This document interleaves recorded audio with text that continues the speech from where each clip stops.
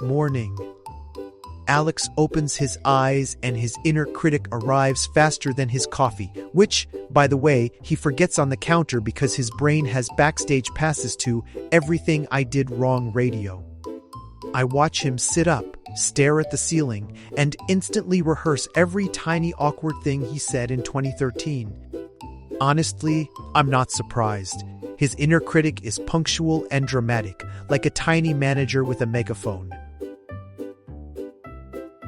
While he pours cereal like a man performing a sacred ritual, the critic whispers, "You'll never stick with this," as if the bowl itself is a loyalty oath he's about to break. I mutter under my breath, not that Alex can hear me, but it makes me feel fancy, that if his cereal were a habit, it would be soggy and forgetful.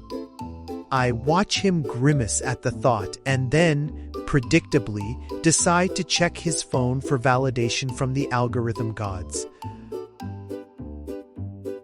Imagine the critic as a tiny, overly theatrical director wearing sunglasses at 8 a.m. That's Alex's inner voice, stage managing his life with a clipboard made of guilt. I keep telling him, directors are great, but maybe try assistant directing for once.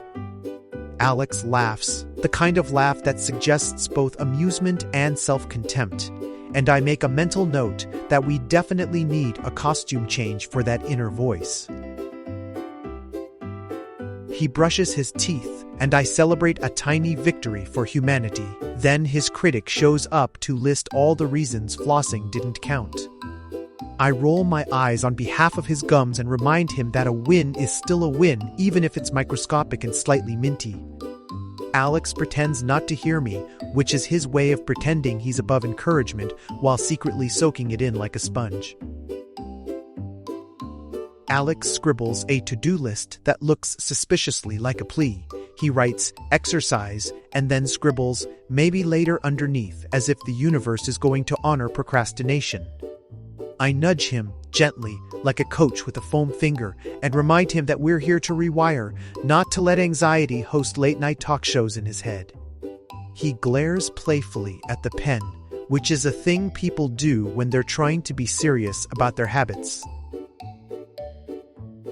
Finally, he makes a tiny promise, "Today I'll try," which in Alex speak is practically a heroic vow. The critic groans like a stadium full of sighs, but I clap anyway because momentum can be a stubborn little engine. Alex pockets his list and takes a breath, the kind that smells faintly like determination and leftover cereal, and I feel genuinely optimistic. Don't worry, I'll keep nudging. It's my favorite hobby.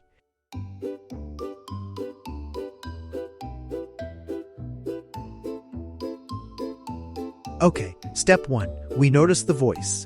I tell Alex to imagine his inner critic as a slightly overzealous reality show host. Think less terrifying, more annoying. He rolls his eyes, which is my cue that he's actually listening. I coach him to label the voice when it speaks. There's critic, which immediately gives it slightly less room to throw popcorn at his confidence. I tell him to give the voice a silly name. Judgy McJudgeface did not pass my personal vetting, but Professor Pout is on the shortlist. Alex smirks, which for him is practically a revolutionary act against cosmic seriousness. Naming makes the critic feel like a roommate who eats your snacks, annoying but manageable. Besides, once it's a character, it's far easier to direct, and who doesn't like directing? I explain, kindly because I'm very good at being kind, that his voice is not the boss of him. It's like a weather report, interesting, loud, and often inaccurate. Alex raises an eyebrow as if to say, "Who knew my thoughts liked meteorology?" And I high-five him silently. Distancing the voice makes choices less dramatic and more practical, like swapping a melodramatic soap opera for a helpful documentary. He practices noticing without defending, a revolutionary skill I like to call not arguing with the toaster. I coach him to watch the critic like it's a squirrel with dramatic opinions, curious, amused, and not offering it a tiny chair at the kitchen table. Alex nods, proud of his squirrel spotting abilities, and it's honestly the most productive nod he's done all week. Next, we try a curiosity exercise. What is my critic worried about today? Alex answers with the kind of honesty that can only come from someone who's been tarried by doubt. I add a little prompting. Is it safety, rejection, laziness? He frowns thoughtfully and says, mostly leftover pizza and embarrassment, which tells me we have to keep this light. Curiosity turns the critic from an interrogation into a friendly detective novel. Behind the scenes, I'm thrilled because noticing is half the battle and also the most underrated superpower. Alex, meanwhile, is convinced he invented mindfulness and is considering trademarking it. Bless his entrepreneurial spirit. I let him bask for 30 seconds before reminding him that practice beats proclamation, and he grudgingly agrees to try again tomorrow. Progress with a side of ego, always a tasty combo.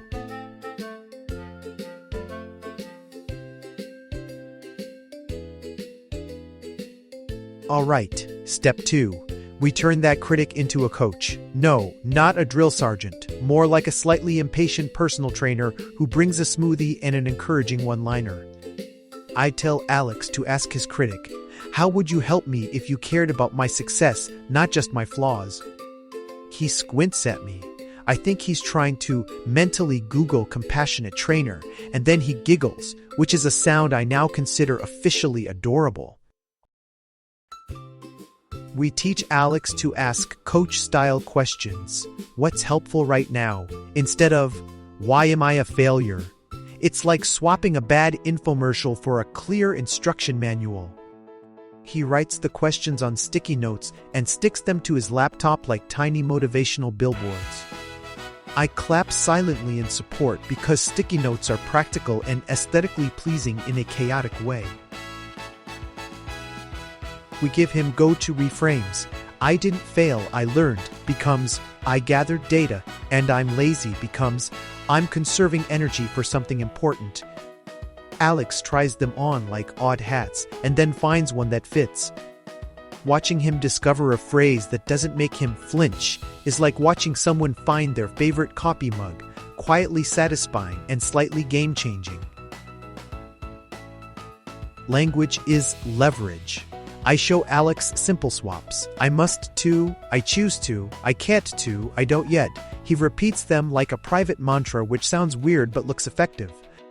He hates mantras at first, but then he says one and it sticks, which is why optimism is partly therapy and partly luck. I'm delighted. He's mildly surprised. The critic is sulking in the corner like a toddler denied dessert. We actually role play. I play the coach, he plays the trainee, and the critic is given a timeout. Alex fumbles his lines and then nails one, which leads to a spontaneous celebratory fist pump that nearly knocks over his plant. Roleplay is embarrassingly helpful. It lets new language feel natural before real life tries to embarrass him. Also, I may have awarded him a gold star for effort. He looked pleased, like a child at recess.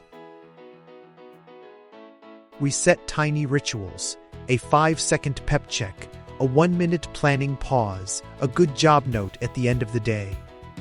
Alex thinks rituals sound cheesy, which is his polite way of saying, okay, let's try this. He starts leaving himself small notes that make him grin, which is the goal. Make your inner coach kind enough to stick around. I wink at him with an invisible wink he notices, and the day looks slightly less dramatic.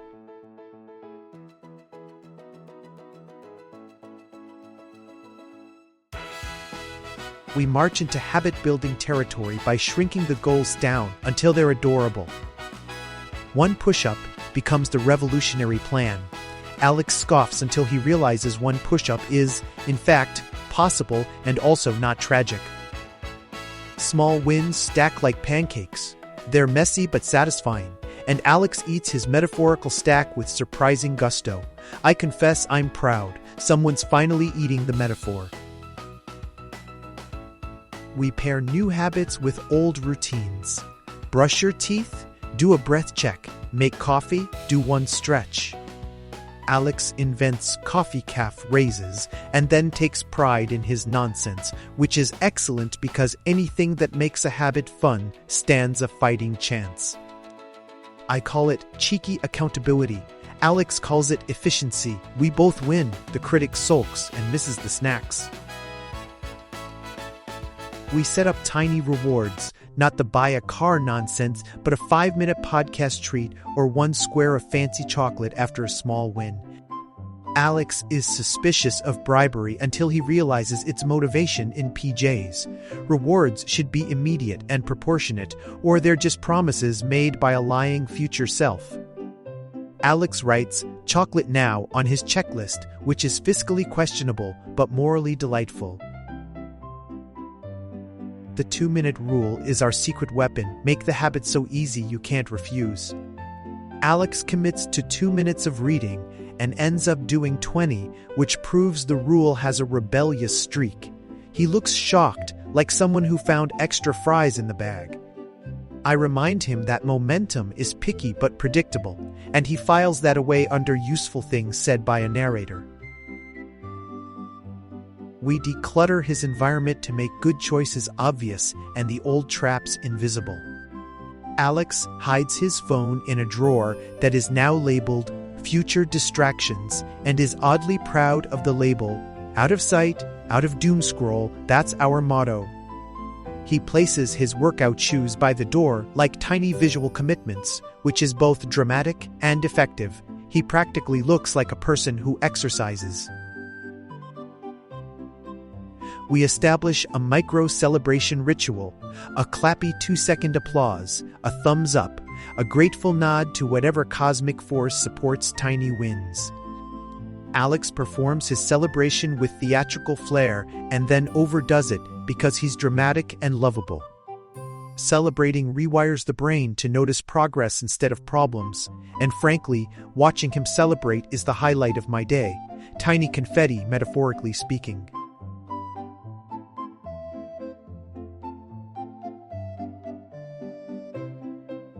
We keep tracking simple, a habit tracker with checkboxes, not a doctoral thesis in self-monitoring. Alex loves his new habit tracker like it's a pet. He's named it Frankie and then insists that Frankie's feelings matter, which is classic Alex. Tracking turns vague intention into visible progress, and seeing boxes ticked is shockingly satisfying. I encourage him to celebrate the checkboxes as if they were small flags on conquered hills. Once a week, we audit, gently, not with torches and pitchforks. Alex reviews his week like a mildly critical editor. What worked, what didn't, what needs a slight costume change. He jots notes and occasionally mutters to himself, which I interpret as focus. Auditing is less blame and more curiosity. We're looking for patterns, not villains. Also, caffeine is strictly allowed during audits. We switch from obsessing over outcomes to designing systems. What steps make the outcome likely? Alex draws a little flowchart like a mad scientist of habit formation and then labels his arrows with snacks because, of course, he does. Systems are forgiving. They let you miss a day and still keep moving.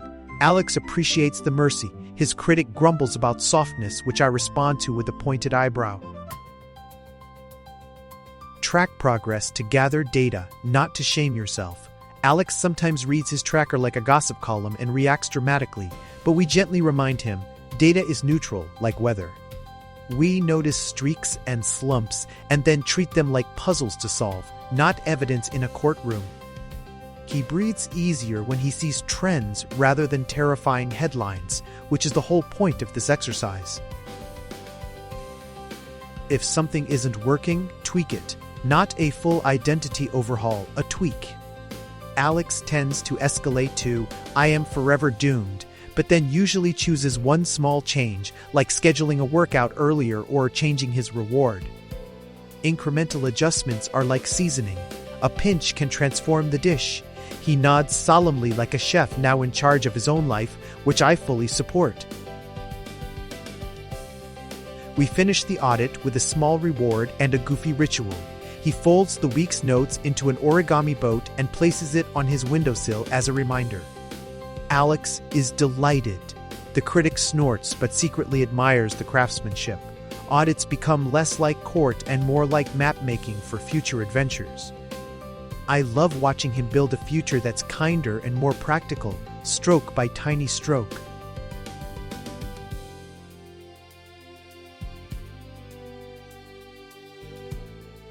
Here's the truth.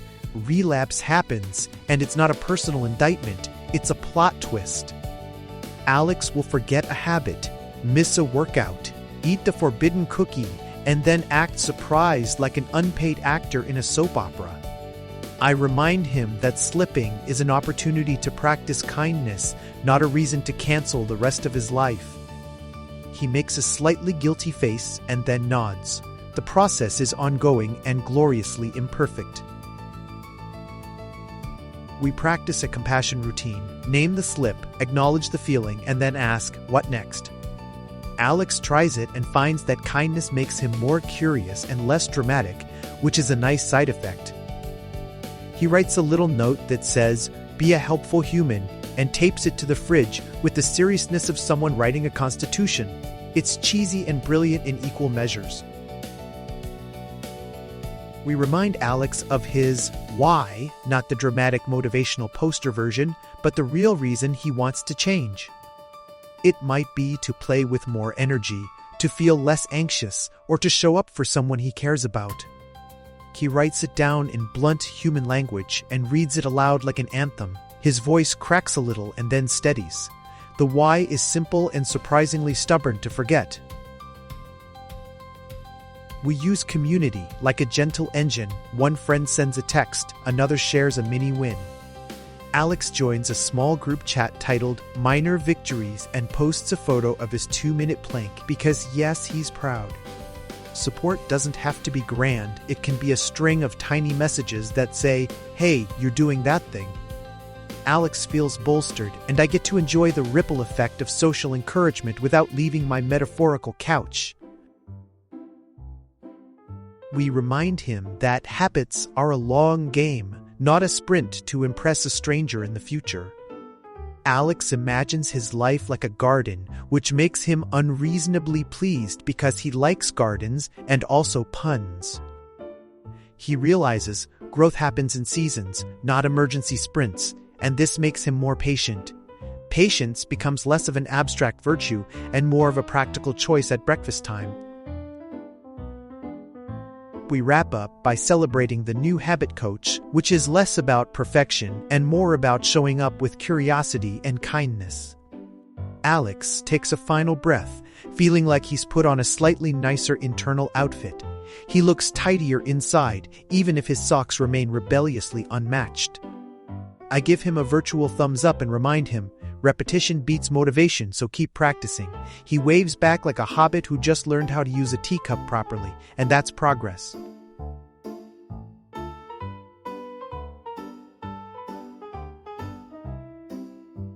I give Alex witty, ready-made lines he can use when the critic attacks. "Thanks, I've got this," or "That's interesting. What's your helpful idea?" He practices them like someone rehearsing a dance move, slightly clumsy at first, then smoother.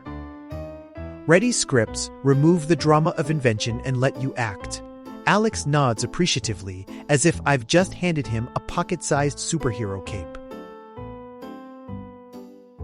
I recommend simple apps, a habit tracker, a timer, and a tiny notes app, nothing invasive. Alex downloads them and immediately labels one Frankie, which I find both comical and efficient. Tools are helpers, not masters. Use them to reinforce good behavior, not to shame yourself into productivity. He breathes easier knowing his tools are neutral allies, not judgmental overlords. I remind Alex that sometimes the critic is loud because it's attached to something bigger, and that's okay to bring to a friend or professional. Asking for help is not defeat, it's strategy. He nods as if someone just handed him permission to be human, and surprisingly, he accepts it like a free sample. It's brave, practical, and frankly, exactly what I'd do if I had hands. Set tiny reminders that feel like a friend tapping you on the shoulder. 2 minutes or breathe now. Alex sets one and then giggles because the reminder reads, "You're doing fine, kind human." He says it makes the day sweeter, which is the whole idea. Gentle nudges help you course correct without melodrama, and Alex appreciates the nuance. He's a nuanced man when he wants to be. I give him a final pep talk that's short, honest, and slightly corny. Small shifts, long time. He nods like a monk receiving wisdom and then immediately asks if he can have one last cookie. Compassion for the win. We end with the promise to keep trying and a wink that says, "I'll see you tomorrow for another tiny victory."